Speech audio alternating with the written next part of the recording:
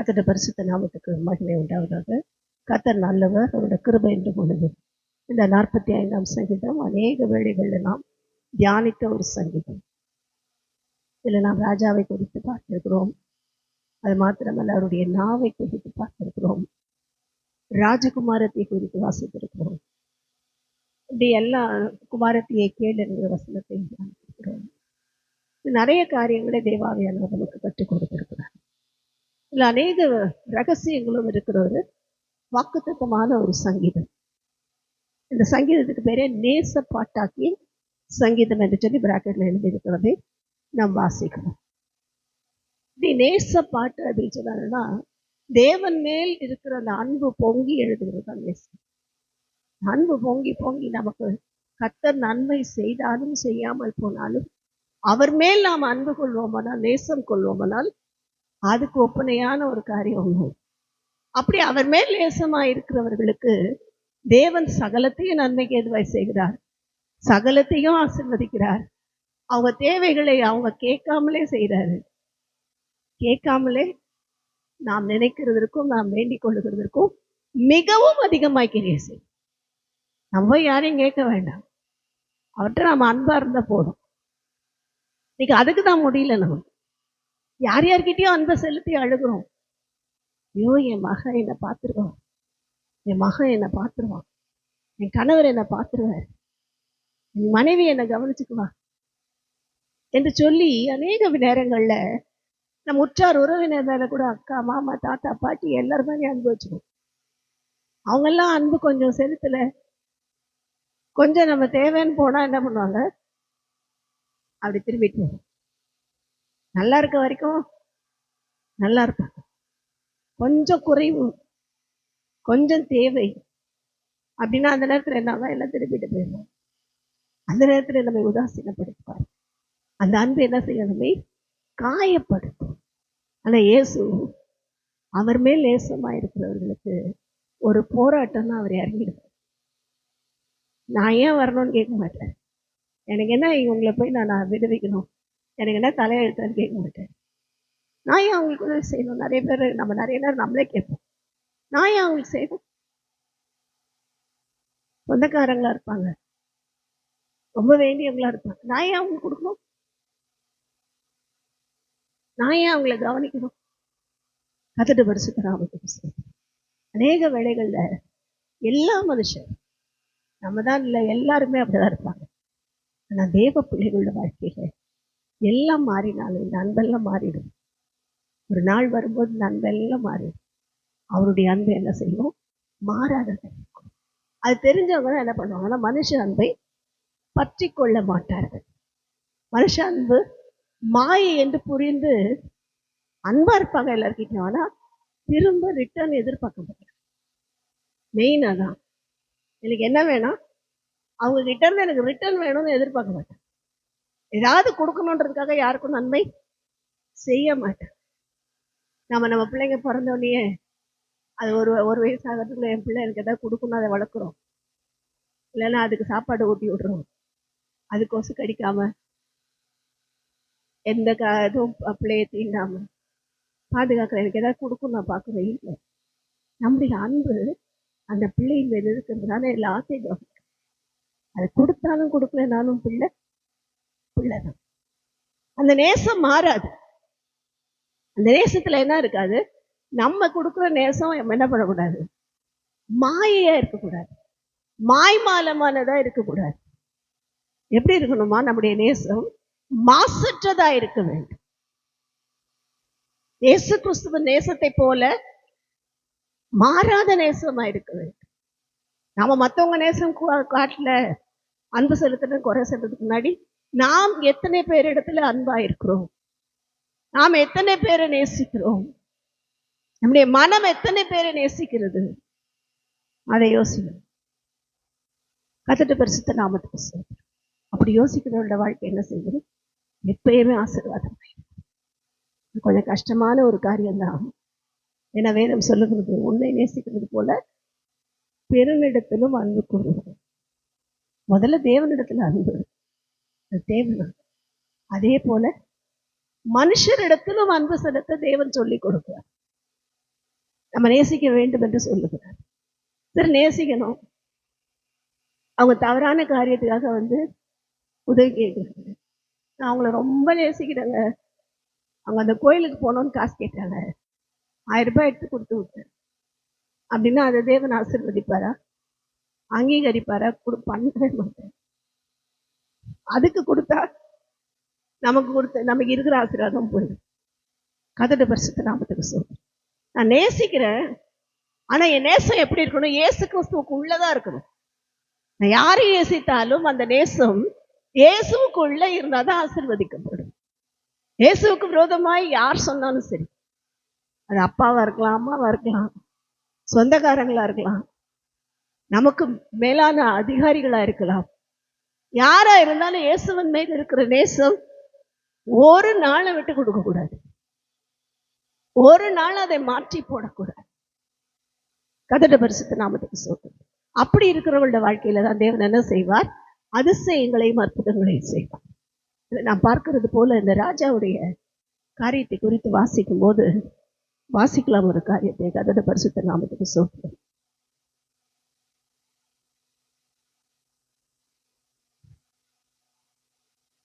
முதல் வசனத்தை வாசிக்கலாம்.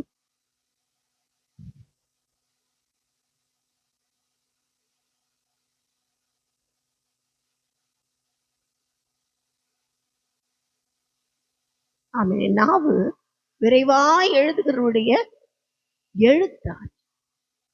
விரைவா எழுதுற எழுத்தானியம் அப்படின்னு அர்த்தம். பயங்கர ஸ்பீடா எழுதுற. அந்த நாள்ல எல்லாம் ஸ்பீடா எழுத முடியும். அந்த நாட்கள்ல என்ன வச்சிருந்தாங்க? களிமண்ல தான் எழுதுனாங்க, இல்லைன்னா தோல் சுருள்கள்ல எழுதுனாங்க. இந்த ராஜா பாடுகிற நாட்கள்ல தோல் சுருள்கள்ல தான் மை வச்சு எழுதுவாங்க.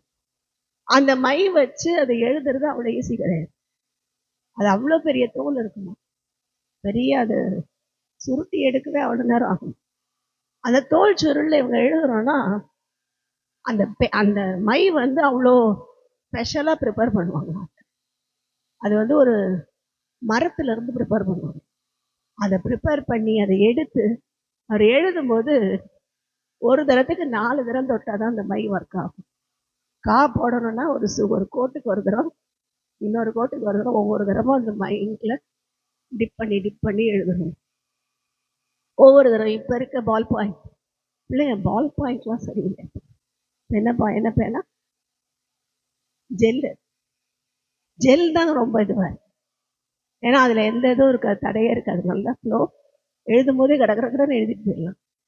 நல்ல ஃப்ளோ இருக்கும். பால் பாயிண்ட்ல எழுதுனா திடீர்னு மக்கர் பண்ணும். நம்ம எழுதுறது பால் பாயிண்ட்ல. இப்ப இருக்க பிள்ளைங்களுக்கெல்லாம் ஜெல் வாங்கிக்கும். எக்ஸாம்ல ஜெல் டாடி, ஜெல் பென்லாம் எக்ஸாம் எழுத முடியாது. கர்த்தருடைய பரிசுத்த நாமத்துக்கு ஸ்தோத்திரம். அப்ப ஜெல் பென் வாங்கணும். அந்த நாள்ல எந்த பெண்ணெல்லாம் கிடையாது, பேப்பர்லாம் கிடையாது, தோல் சுருள் எழுதினார்கள். விரைவா எழுதுகிறவருடைய எழுத்தாணியை போல இந்த ராஜாவுடைய வாயிலிருந்து தேவனை பாடுகிற அந்த பாடல், அந்த கவி என்ன செய்தது? பிறந்தது என்று வாசிக்க. 2ஆம் வசனத்தை வாசிக்கலாம்.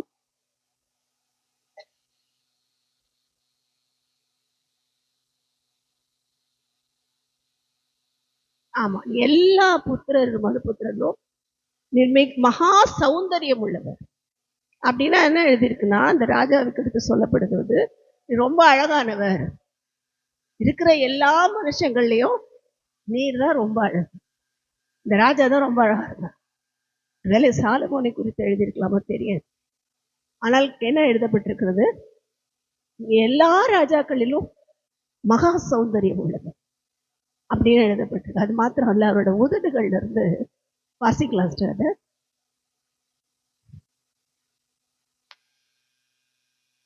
ஆமா, அவருடைய உதடுகளில் அருள் பொழிகிறது. ஏன் சௌந்தரியம் வந்ததுன்னா, அவரோட உதடுகளில் இருந்து பொழிந்த அருளினாலே. கர்த்தருடைய பரிசுத்த நாமத்துக்கு ஸ்தோத்திரம். அந்த அருளினாலே என்ன நடக்கிறது? ஒரு தேவனுடைய வல்லமை, தேவனுடைய அபிஷேகம், தேவனுடைய கரம் அந்த ராஜா மேல இருக்கிறதுனாலே அவர் பேசுறதெல்லாம் அருள் பொழிவும். அவர் என்ன பேசினாலும் என்ன வருது? அருள் பொருந்தின வார்த்தைகள். இப்ப இன்னைக்கு தேவ பிள்ளைகள் அழகா இருக்கணும்னு நினைச்சீங்கன்னா, அந்த ராஜா மாதிரி மகா சௌந்தரியமா மாறணும்னு நினைச்சீங்கன்னா, நம்ம வாயை திறந்தா என்ன வரணுமா? அருள் பொழிகிற வார்த்தை. அப்படிதான் வருதா? அப்படிதான் பேசுறோமா? அது கொஞ்சம் கஷ்டமா தானே இருக்கு. எங்க அருள் வருது? பாடுறோம், அருள் ஏராளமாய் பெய்யும், உறுதி வாக்கிடுது, அற்பமாய் சொற்பமாய் அல்ல, நிறைவாய் பெய்யட்டும். இதை ஒரு பாஸ்டர் எதுக்கு பாடுவார்னா, காணிக்கை கலெக்ஷனுக்கு பாடுவார். இந்த அருள்னா அவருக்கு என்னது? காணிக்கை தான் அவருக்கு அருள். எவ்வளவு காணிக்கை போடுறீங்களோ அது அவருக்கு அந்த பாஸ்டருக்கு அருள். எப்பயும் பாடுவார்.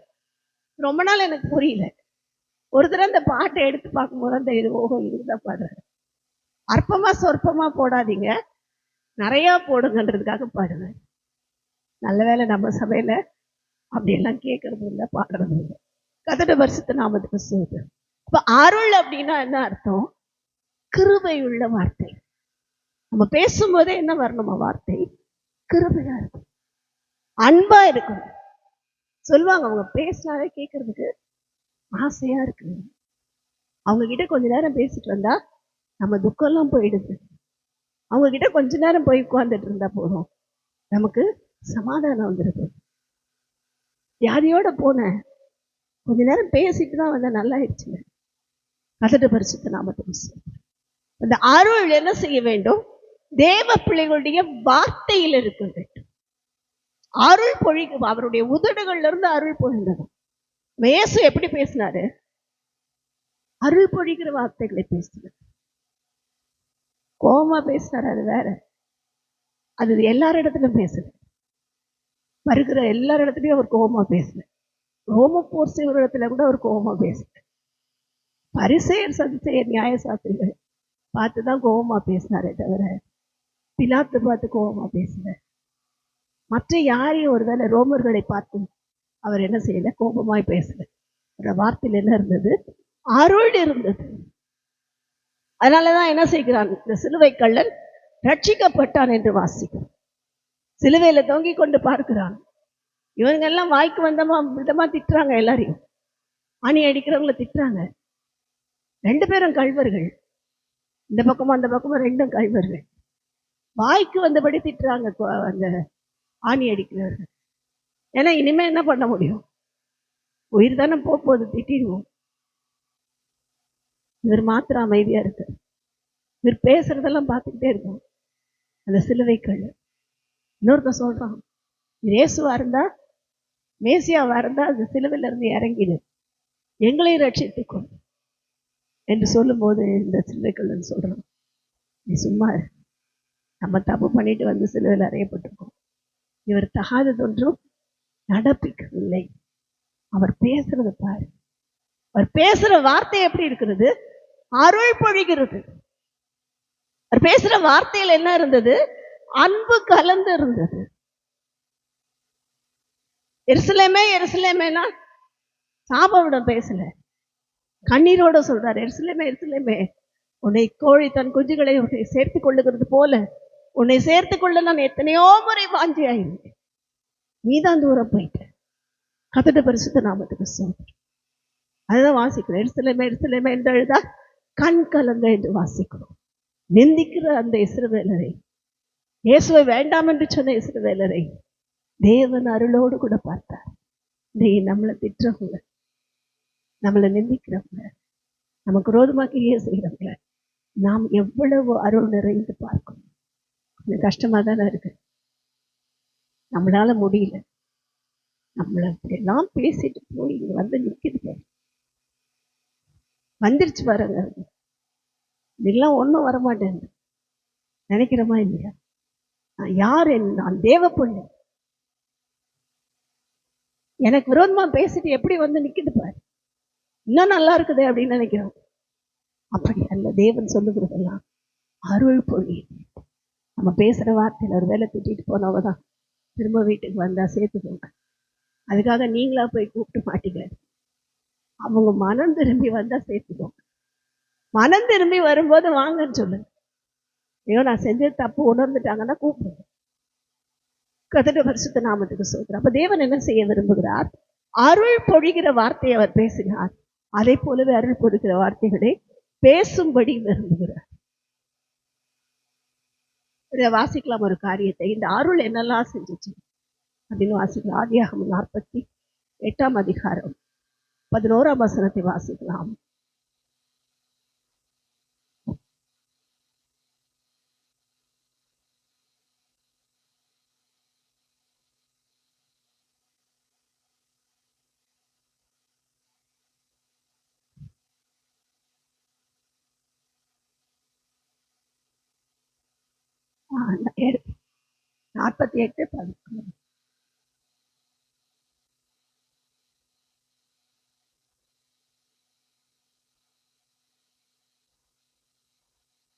ஆமென். யாக்கோபு இங்க சொல்லுகிற ஒரு அறிக்கையை வாசிக்கிறோம். யோசேப்பை பார்க்கிறாரு. அவருக்கு எப்படி இருந்திருக்கும்? ஆசாசையா வளர்த்த பிள்ளை இத்தனை வருஷமா காணா போயிடுச்சு. 17 கிட்டத்தட்ட 17 வயசுல காணா போன பையன் இப்ப நல்லா வளர்ந்து திருமணமாகி பிள்ளைகளோடு நிற்கிறாரு. எப்படி இருக்கும்? பார்த்த உடனே சொல்லுவேன், அப்பா நான் உன்னை பார்ப்பேனே நினைக்கல. ஏன்னா நீ மறிச்சு போயிட்டா அண்ணன்கள்லாம் ஏமாத்திட்டாங்க. நான் உன்னை பார்ப்பேன்னு நினைக்கல. ஆனா கர்த்தர் என்ன செய்தார்? ஒண்ணு மாத்திரம் இல்லை, ஒரு சந்ததியும் காணும்படி அருள் செய்தார். அதுதான் அருள். இந்த அருள் என்ன செய்யும் என்றால், நம் இழந்து போனவைகளை எல்லாம் திரும்ப கொண்டு வரும். நம்ம என்னென்னமோ இழந்திருப்போம். சமாதானத்தை இழந்திருப்போம், நிம்மதியை இழந்திருப்போம், சுகத்தை இழந்திருப்போம், பலத்தை இழந்திருப்போம், பணத்தை இழந்திருப்போம்.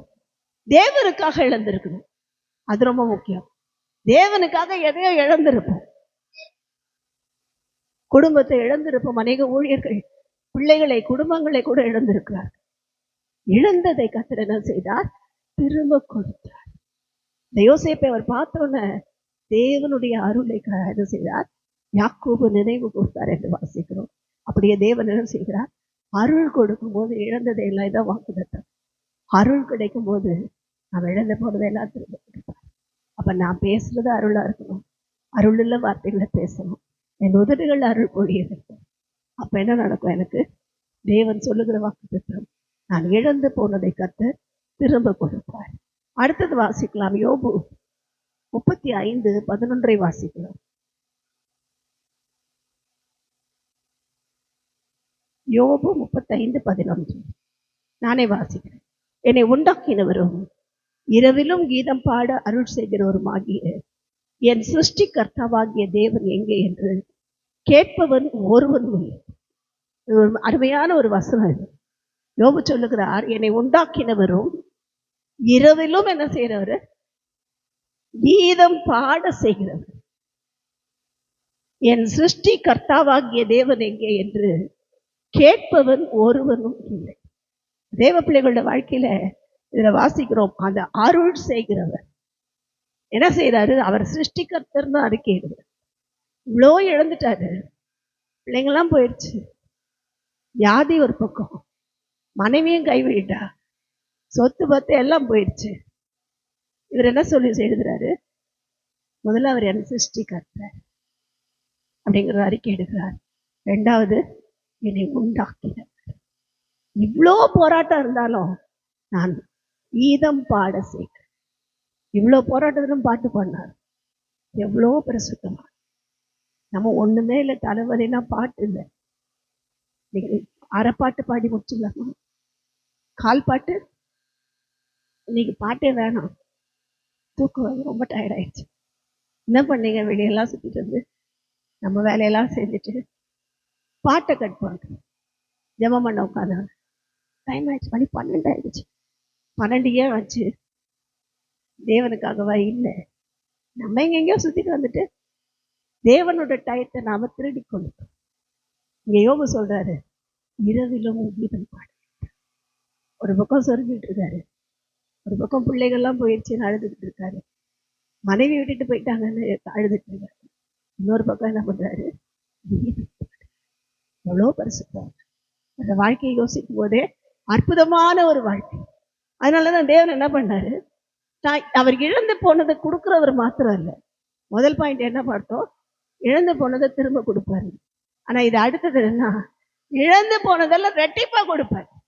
அதுதான் இன்னைக்கு கர்த்தர் கொடுக்கிற வாக்குத்தத்தம். நாம இரவிலும் கீதம் பாடி தேவ அருளை பாடினால் என்ன நடக்கும்? நாம இழந்து போனதெல்லாம் ரெட்டிப்பா கொடுப்பார். ஒரு பங்கு கொடுக்குறாருன்னு முதல்ல பார்த்தோம், இப்ப ரெட்டிப்பா கொடுக்குறார்.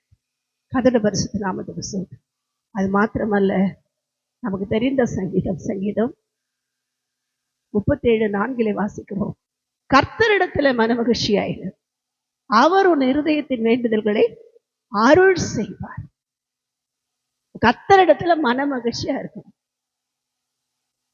எங்க மனமகிழ்ச்சியா இருக்கிறோமோ இல்லையோ, கர்த்தரிடத்துல நான் மனமகிழ்ச்சியா இருந்தால் அவர் நம்ம இருதயத்துல என்னெல்லாம் நினைக்கிறோமோ, எதெல்லாம் கேட்கிறோமோ, எதுக்காகலாம் ஜெபிக்கிறோமோ, அதை என்ன செய்வார்? நிறைவேற்றி கொடுக்கிற தேவன். கர்த்தருடைய பரிசுத்த நாமத்துக்கு ஸ்தோத்திரம். அதனால இந்த நாள்ல தேவன் நம்மோடு கூட பேசியிருக்கிறார். அருளுள்ள வார்த்தைகளை பேசணும். அப்படி பேசும்போது நம்ம இழந்ததை கொடுப்பார். அது மாத்திரமல்ல, ரெட்டிப்பா கொடுப்பார். அபரிமிதமாய் மனமகிழ்ச்சியா இருக்கும்படி கொடுப்பார். அவருக்கு எல்லா மகிமை உண்டாகட்டும். கர்த்தர் கொடுத்த இந்த வாக்குத்தத்தத்தின்படியே நம்ம ஒவ்வொருவரையும் அவர் ஆசீர்வதிப்பாரா. ஆமென்.